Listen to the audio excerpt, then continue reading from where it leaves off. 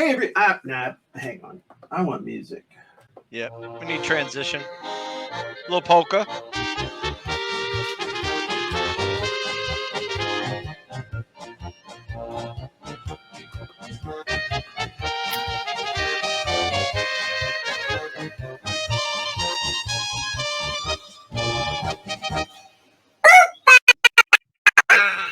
Whoa, was that a little loud? Holy That, crap. that was perfect. Oh my goodness. So, welcome everybody to the Sales Copywriting Content Marketing Hacks Podcast, episode 173. Okay, that's really throwing off my rhythm. I was just like, what the hell's going on?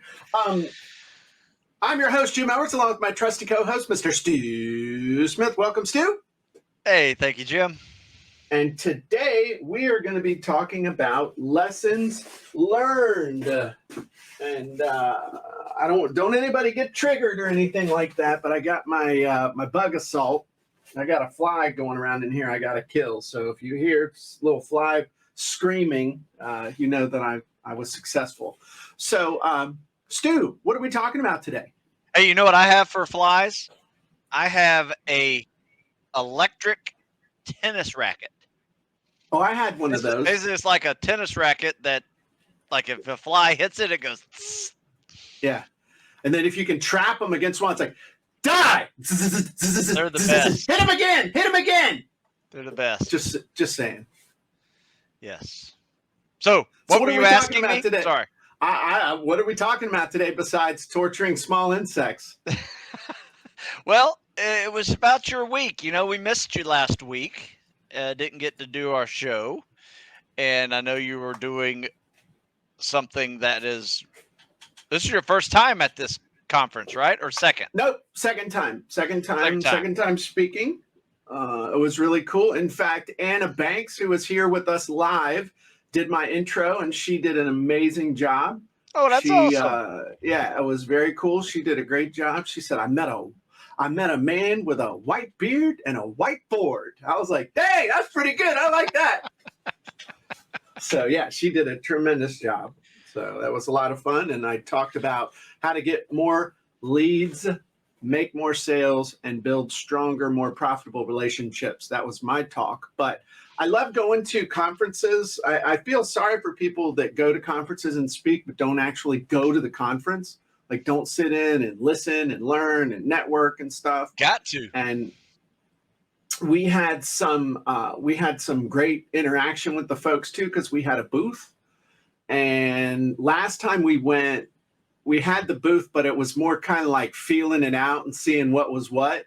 And then this time we decided, my buddy Dexter and I decided that we were going to go all in with the booth. Like we were just gonna be there and interact with the folks and answer questions. And then we were even gonna try and sell the software without demonstrating the software to see if we could pull that off. And we had 10 people sign up for the software without ever even seeing it. We sat there and demoed the frameworks and stuff, and we explained how the software worked. But we didn't have the crutch of being able to demo the software. So it forced me to, use my words to be able to explain the stuff. I just laugh because we used to say that to Johnny, use your words. Not your hands. Yeah, exactly. So that was a great opportunity. And I learned a lot of things. And there are a couple things that really stick out to me. That I learned. So it was a great experience. And the great thing about IMC is that they do it twice a year. So it'll be again in March. And so the neat thing about that is I love it every 6 months instead of every year, because after a year you kind of lose momentum. But yeah, that's wise. Every 6 months it's a recharge, it's a battery recharge. And you like, if you had started to lose momentum, this kind of gets you back, as opposed to waiting a whole year and it feels like you're starting all over again. So yeah, it's kind of like, getting your teeth cleaned every 6 months. Right. Versus a year. Right. Like if you do it if you miss that one, you're it's going to take longer to clean your teeth, and it's more Yeah. painful. Yeah, and it's like yeah. the hygienist wants to punish you for that. Yes. Yeah, you missed Oh, I a see whole we year. haven't seen you in a year. I'm going to have to give you extra attention. Yeah. Get in there, like climbing over in there. Yeah, That kind it's of thing. not fun. Yeah. Not one of Yeah. my favorite things to do. Yeah, absolutely. So one of the big things that I learned that I want to share, and this is every once in a while you hear something that it's kind of like you've heard that phrase, you can't unsee something. once you've seen something, you're like, man, you can't unsee that. And it's interesting because when we were Dexter and I are on the faculty for Maxwell Leadership, and that means we do a call every Monday, and there's extra stuff that we do for the mentorship folks.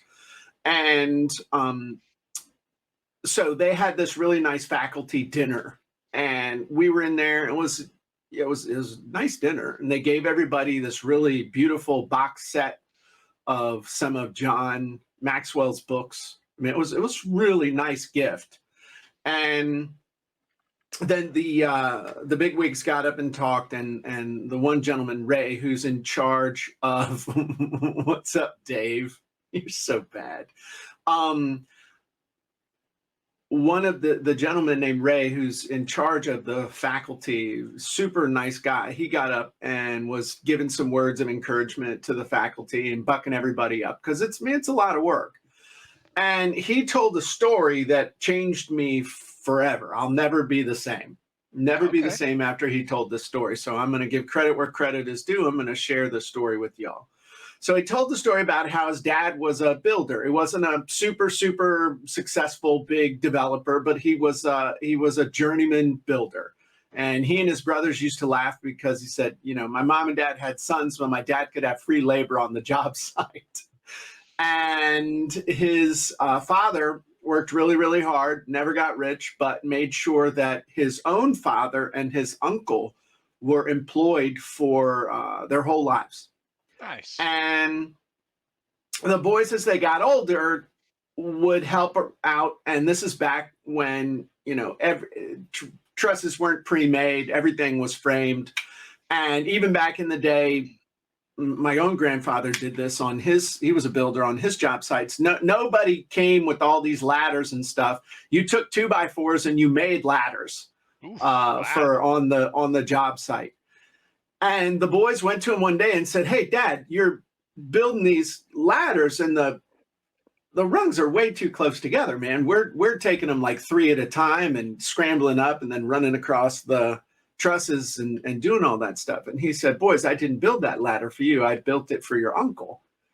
And his uncle had been injured as a kid working for his dad. He fell off the trusses, fell and rammed his shin bones through his ankle and was crippled. And he said, "I didn't build those ladders for you. I built those for your uncle so that he can get up the ladder and he can do the work." And he said, and that's what we as teachers, as faculty, as people that do whatever we do, we don't build ladders for us to climb. We build ladders for our customers to climb. And we need to make sure that we're building ladders that they can use, not just ladders that we can use. And for me, that was like, oh, snap. And then you combine that with when John Maxwell does a service on Tuesdays at the event. He had one of the biggest churches in the U.S. and is a spiritual leader as well. And one of the things he said was that, we all, in the way the world is today, we all need to stop running people down. We need to not talk smack about people, because when you talk smack about, I'm paraphrasing, he didn't say it like that. This is what I heard. When you talk smack about people, you're talking smack about God, because God doesn't make junk. And when you combine that with the ladder story, it was like, that was a real wake-up call for me, because sometimes I can get a little smarty pants and I don't have the patience that I should have. And I need to remember that not everybody can do it as fast as I can. Not everybody knows what I know, and it's easy for me to do it. But both of those things combined were like the 2x4 to the face that I needed, just to remind me to stay humble, be humble, and think of other folks and what their journey is and what they have going on. So that was really good. I think so. I mean, just having those two frameworks in your head can make you a better coach. Oh yeah. Yeah, Absolutely. absolutely. And less of a dork.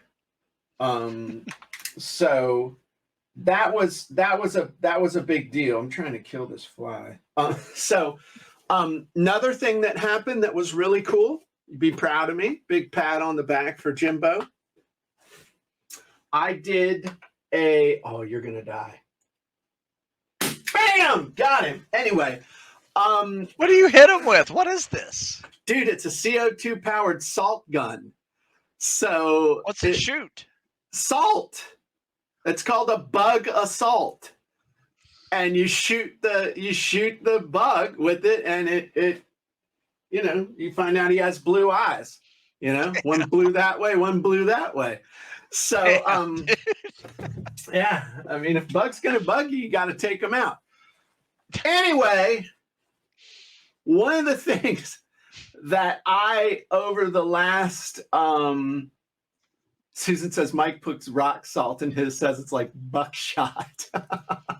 Anyway, so I'm going to admit, over the last few years, I maybe became a little too dependent on PowerPoint.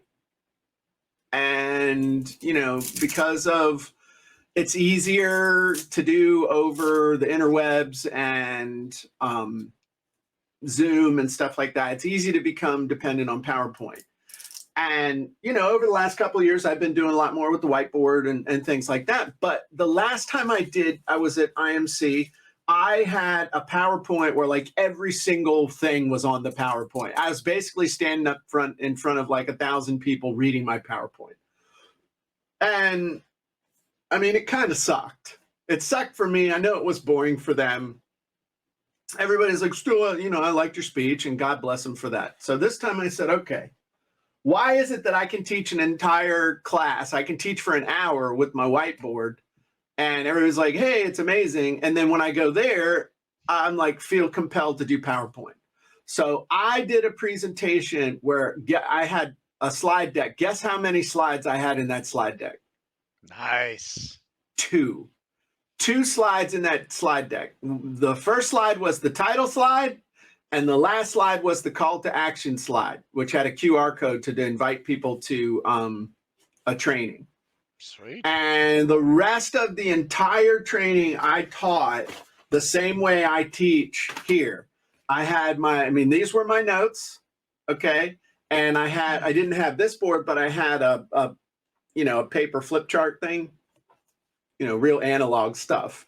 Yeah, that's old school. And I taught the whole thing from that. And I felt like it went a lot better. I had more fun. I think it was more lively. And I had a lot of people come up to me afterwards and say, I just love that because we'd been getting so much PowerPoint and it was just so different that it kept my attention. So that was another lesson learned. Could people see, like in the back row, could people see what you were writing? Yeah, they had giant monitors, like I don't even know how big. I mean, those monitors had to have been like 12 feet, easy, if not more. I mean, they were huge. Perfect. And there were several of them. So, and they had real good camera peeps because me, man, I was all over the place, So they were, they stayed on me pretty well. And so when they zoomed in, you could really see the board and stuff. So Perfect. It was really cool and inspired me that I need to start really running with that instead of going back to too much PowerPoint. Nobody thought it was weird when I said, hey, I'm just going to teach this like we teach a mentor session on Mondays. So I got my notes. I got my board. Let's do this. And you know me, I'm a smart aleck. So I said, would it be okay if I treated this like a mentor session? And nobody said anything. Well, whether it's okay or not, that's what we're doing. And, I started rearranging the furniture and stuff. It was cool. So Carla made an interesting comment. I'm wondering if with all the AI that's coming, if analog will be the differentiator in the future. I think that anything that flies in the face of what everybody's doing is what will stand out. So we just got to look at what everybody's doing, and the renegades are usually turned 180 degrees in a different direction. I think that's what you need to do. If everybody's doing something, you need to be you need to be doing something else. Is the best advice for that kind of thing. That's just my opinion. What do you think about that, Stu?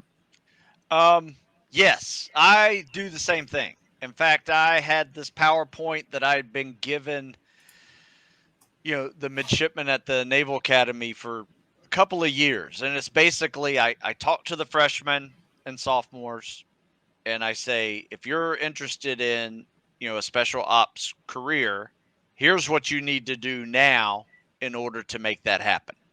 Right. And I walk them through, and I had PowerPoint to do it. And then lo and behold, one day, probably about a year and a half ago, I guess it was like middle of COVID, I think, but I was able to go in there and teach. The projector was down for some reason, so I had to wing it at the last second. But I've given this thing so many times, it's, I've been living it for years. So I said, here's what you need to do. We're going to walk through this. And I didn't even have anything to even write on. But it all worked. Oh, no, I had a whiteboard. I had a whiteboard behind me. And Right. So, yeah, I just drew everything that I needed to draw. But mainly just spoke to them, 1 year at a time. Here's how you do it. And then took questions for, throughout the whole thing. Whereas, few times whenever I give the PowerPoint, I might have 5 minutes at the end to give questions. Right. So this way I was able to take questions and kind of go off on a tangent a little bit, but I answered that question really well, get back on focus and do it. And I had more fun, and I think the mids got more out of it as well. So I'm leaning towards that direction as well. Have a little bit of PowerPoint in there just as maybe a guide. I'm not as bold as 2 slides, but I'd probably do like 4 or 5 slides with the big drawings that I typically waste some time on replicating with a whiteboard. Right. But yeah, I think that's the way I'm going. I'm going to go analog. I heard it expressed by this MIT professor who was, kind of boring, but also very insightful. And the big thing I remember taking away from his presentation is that slides are for exposing people to new ideas. Boards are for teaching. Oh, you gave me that YouTube video. Yeah, exactly. Yeah. And so the other thing that happened was when I knew all the stuff that I wanted to go over, but while I was interacting with the audience, I didn't see PowerPoint eliminates your ability to react on the fly. It forces you to run down a predetermined path that you determined when the audience wasn't there. But when you're using a board and you're using notes and you know what you want to get across, and you know it so well that you can actually pay attention to the audience and react to them instead of worrying about what you're going to say. What ultimately happened was I covered all the points I wanted to cover, but I ended up doing them in a completely different order, but still had a very effective presentation. And that's another thing that I learned. I mean, these are the main things I want to get across. I know what my purpose here, I know is what I want to get across to y'all. I'm going to teach you. I'm going to give you an opportunity to ask questions if possible. I couldn't at this, plus I was limited to 30 minutes. That Yep. was funny. I told the executive vice president, you gave me 30 minutes, but I took 33. He's like, that's okay. So that was another cool lesson. And I think the third big lesson is that there is no substitute for actually being with the folks. There's no substitute for seeing people, seeing their faces, reacting to their reactions, giving somebody a hug, seeing somebody who is able, seeing somebody that you saw online that you think and I kept joking with everybody. I said, yeah, you thought I'd be taller. No, but it was just that there's no substitute for bonding in person. I would agree. So, anyway, those were my big takeaways from the event. Hey, do you want to hear about the email that I'm answering right now that is like killing the back of my brain because I want to type so bad right now? Okay. Sometimes that happens. I get an email and I get an answer idea that it's just like, I got to get it out. Listen how important training for a fitness test can be. Okay. Okay, so this is the email I got. Mr. Smith, I have a fitness test that is important that I pass in the next week. Oh, I missed my last APFT I took. I missed earning an ROTC scholarship by 10 seconds on the run. Ooh. I have a week to retake the test. My ability to stay in college depends on this test. What can I do in 6 days to improve my scores? Take that test twice a day, every other day for the next 6 days. What? No. I mean, you're not wrong. You gotta definitely practice it, learn a strategy. But you don't want to be so tired that you're exhausted in 6 days either. So, right. I have a whole bunch of things that he should do and that he should not do. Okay. But that's how important some of these tests are. That you get a lot of people in this what would we call it? Ecosystem. Ecosystem. In this ecosystem saying, no, you never want to just train for the test. And I'm always over here saying, BS. Yeah, you do. Yeah. You do want to train. There are moments when you need to either keep your job, to advance to a new level, to get a special program, or to earn a college scholarship, which is, what, $100,000? That's a lot of money. Yeah. Even at $100,000, even at a state school. Yeah. So anyway, so what are you going to tell him? What are you going to tell him to do? Practice his pace, because it sounds like once I dug into his question back and forth, he started out too fast, right? Yeah. So I'm going to say practice the pace, muscle memory that pace.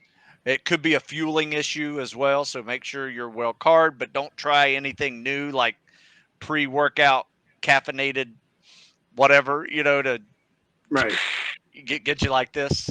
Eat a banana. Banana, oranges, whatever you naturally eat. Don't do anything new. And you can test it out during these 6 days and see if it works, when you take your practice tests and things like that. So no, it's going to be a lot of common sense, but I think, written in a way that says, you can do this and, good luck, go crush it. So. Absolutely. Well, you have to now I want to know how the kid does. Yeah, I do too. I'm excited to hear about it next week. So maybe next week at this time, I'll have an answer for you. That'd be great. Let's not forget. Susan, you're always good at remembering stuff. Please remind us. And if the kid doesn't pass and has to drop out of school and go to work for the big box saying those words that create billions in sales of, would you like fries with that or perhaps a hot apple pie? Just tell us you never heard back from him. I either want to hear that the kid made it or he never responded back. I don't want to hear failure. Okay. That's terrible. Susan gave me. I love seeing the postage stamp Susan down at the bottom. I can't believe you're saying this crap, but it's true. I'm going to work on it. I mean, I'm going to give him good advice. In the end, it's up to him. This is TV. The real advice is you shouldn't be in this position, kid. You should have been training all summer. Absolutely. This should not be an issue. Yeah. But for some people it is, Well, in that, you know what? He's getting ready to learn. Well, either way, he's getting ready to learn a life lesson. That is true. If it doesn't work out, he doesn't pass, then he's really going to have to start figuring some things out. Yeah. Well, and if he does pass, he needs to stay on top of it. Well, if he loses his scholarship too. Yeah, and depending on how far along he is, he might be going to basic training in a few months to pay back some of that money. Yes. So there you go. All right. Okay. Thanks, Susan. Anyway, I'm sorry right. to change the topic on you. No, that's good. Emails. We talked about it in the Jim and Stu show, where emails are important. Ways to communicate with your customers in a way that goes pretty deep. I mean, that is an indication that there are a lot of people in this predicament. Yeah. That can't even might not even qualify for the scholarship in the first place had they not answered their email from me saying this is how you do it. So yeah. I like how you tried to combine college and scholarship there. It was like coming out as koala-ship. Yeah. No, I'm all excited. I do much better like this right now. I just need to start typing. Well, I don't want to hold you up, but I want to bring it full circle. Yes. So we talked about big lesson ladders. And this is a great thing to remember on the end of all those emails, especially when we're tired, we're looking at the help desk, we're doing all this stuff. You got to remember that on the other side of that email is a person who's probably stressed out, got things going on in their own life and all kinds of stuff going on. Okay. But on the flip side, when you're the person sending that email, remember, it's a person on the receiving end of your email. So it's not the time to be a keyboard commando and flex your web balls. Yeah. All right. You got to remember there's a human on the other side of that. And I've had some conversations with people about stuff they've sent in the help desk when I said, hey, this is Jim Edwards. I'm seeing your ticket and you're talking to my wife, my daughter, or my niece. And I don't appreciate that. And they say, oh, I didn't know it was your wife, your daughter, your niece. And I reply back with, shouldn't matter. No. It's one of my team members. And I'm like Papa Bear. So it's both ways. Okay. Yeah. We all got to remember that. Be cognizant that the world's going crazy. That doesn't mean we have to. So anyway, I appreciate you, man. If people want to get in shape, where should they go? StuSmithFitness.com. And if you want to send me an email, I'll answer it. Yeah, until you go to Stu Smith Fits. Stu at StuSmith.com. There you go. And if you want to get really good at getting leads, making sales, and building stronger, more profitable relationships, go check out ContentMarketingScripts.com. And actually, we're doing a new training next week, and we'll send out an email on that. So we're going to let everybody know about the new email we're doing, or the new training we're doing next week. Give you all the info on that coming up soon. Keep your eye out. And it won't even be in a signature file. It'll be the focus of the email. So everybody have a great day. Appreciate you. Glad to be back. And we'll talk to you soon. Great job, Stu. We'll see you, Jim.